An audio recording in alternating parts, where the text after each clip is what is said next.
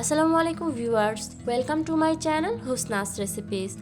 আজকে আমি দুধের ননি থেকে কিভাবে ঘি বানানো যায় তা আপনাদের করে দেখাবো। আমরা ঘি বানাই সাধারণত দুধের সর থেকে, যা অনেক কষ্টকর হয়ে যায়। এই সর থেকে ঘি বানানো কষ্টকর হয় বলেই অনেকে আমরা বাসায় তৈরি করি না, কিন্তু আজকে আমার এই ভিডিওটি দেখলে বাসায় আপনারা খুব সহজে তৈরি করে নিতে পারবেন। আপনারা যারা কোনোদিন ঘি তৈরি করেননি তারাও খুব সহজে তৈরি করতে পারবেন আমার এই ভিডিওটি একবার দেখলেই। এত সহজে ঘি বানানোর রেসিপিটি কিন্তু আমি আমার নানির কাছ থেকে পেয়েছি, তো থ্যাঙ্কস টু মাই নানি। কথা আর না বাড়াই, চলুন মূল পর্বে চলে যাই।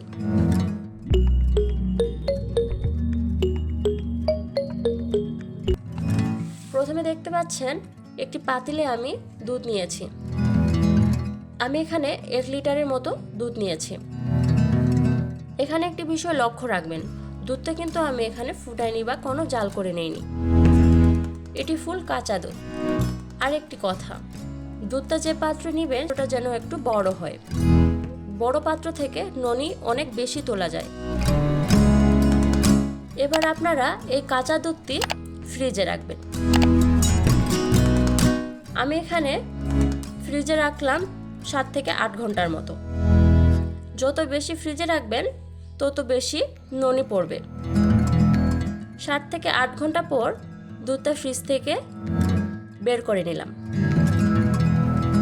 আপনারা দেখতেই পাচ্ছেন দুধের উপরে একটি মোটা আস্তরণ পড়েছে। এবার এই ননি তোলার পালা। ননি তোলার জন্য আপনাদের স্টিলের মগ অথবা বাটি ব্যবহার করতে হবে। চলুন আমি দেখিয়ে দিই। আমি মগ দিয়ে তুলে দেখাচ্ছি। দুধের মধ্যে খুব আলতো করে মগটি ডুবাতে হবে। এই যে দেখুন, মগের মধ্যে ননিটা লেগে গেছে। এবার বাটির মধ্যে আঙুলের সাহায্যে ননিটা ছাড়িয়ে নিতে হবে। এভাবে পাতিলের চারদিক থেকে ননি তুলে নিতে হবে। একদিনে দেখুন কতগুলো ননি তুলে ফেললাম। ননি সংগ্রহ করতে বেশি সময় লাগে না। 4 থেকে 5 দিনের মধ্যে ননি সংগ্রহ করে ঘি তৈরি করা যায়। ননি তোলার পর ননিটা কিন্তু ফ্রিজে রাখবেন, তাহলে ননিটা ভালো থাকবে। এই যে বাটিটি ভর্তি করতে আমার প্রায় 1 সপ্তাহ লেগেছে। আপনারা চাইলে আরও বেশি সময় নিতে পারেন বা কম সময় নিতে পারেন, বাট বেশি সময় ধরে আপনারা যদি ননি তুলেন তাহলে ঘিটারও পরিমাণ কিন্তু বাড়বে। এবার ঘি বানানোর পালা।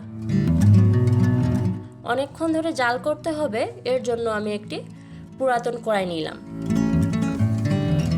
এবার চুলাটা অন করে দিলাম যাতে কড়াইটা একটু গরম হয়ে যায়।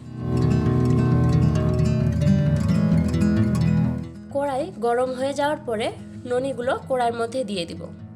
সবগুলো ননি আমি দিয়ে দিলাম।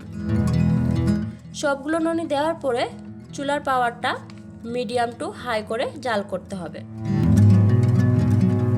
আর এভাবে নাড়তে থাকতে হবে। এখন আর বেশি কিছু করার লাগবে না, চুলার জাল চলবে আর একটু মাঝে মধ্যে নাড়িয়ে দিতে হবে। এই যে দেখুন, ননিটা ফুটতে শুরু করেছে আর চারপাশ থেকে ঘি বের হতে শুরু করেছে।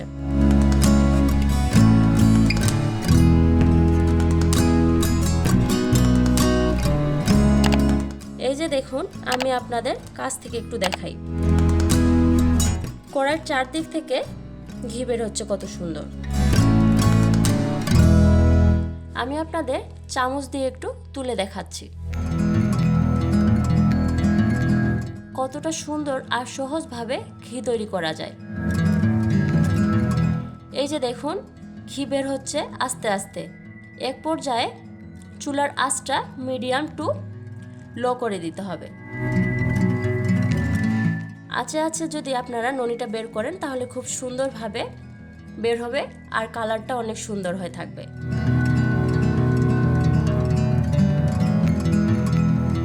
এই যে দেখুন, ননি থেকে সব ঘি বের হয়ে গেছে। আমি একটু নাড়ে চাড়ে দেখাচ্ছি আপনাদের। ঘি তৈরি হয়ে গেছে। এবার আমি চুলাটা বন্ধ করে দিলাম। চামচে আমি তুলে দেখাচ্ছি ঘিটা কত সুন্দর হয়েছে। এবার আমি ঘিটা ছাঁকনি দিয়ে সেঁকে নিব। লক্ষ্য রাখবেন ঘিটা একটু ঠান্ডা হওয়ার পরে যেন ছাঁকা যায়। গরম অবস্থায় ঘি ছাঁকলে ছাঁকনিটা পুড়ে যাবে। এবার আমি ছাঁকে বাটিতে নিয়ে নিলাম। আজকে এ পর্যন্তই। ঘি বানানোর পদ্ধতি আপনাদের কেমন লেগেছে আমাকে তা জানাতে পারেন কমেন্টের মাধ্যমে। ভালো লাগলে লাইক শেয়ার করবেন। আজকে এখানেই বিদায় নিচ্ছি। আল্লাহ হাফেজ।